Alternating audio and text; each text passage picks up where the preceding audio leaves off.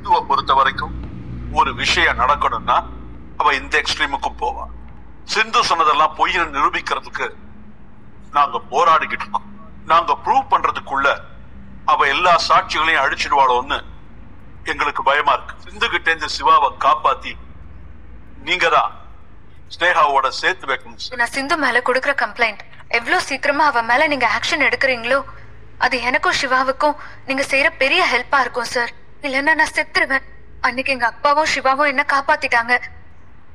இன்னொரு நாள் அவங்களால காப்பாத்த முடியாது. வாழ்றதும் வாழாததும் உங்க கையில தான் சார் இருக்கு. நீங்க ஏன் இவ்வளவு எமோஷனலா பேசுறீங்க?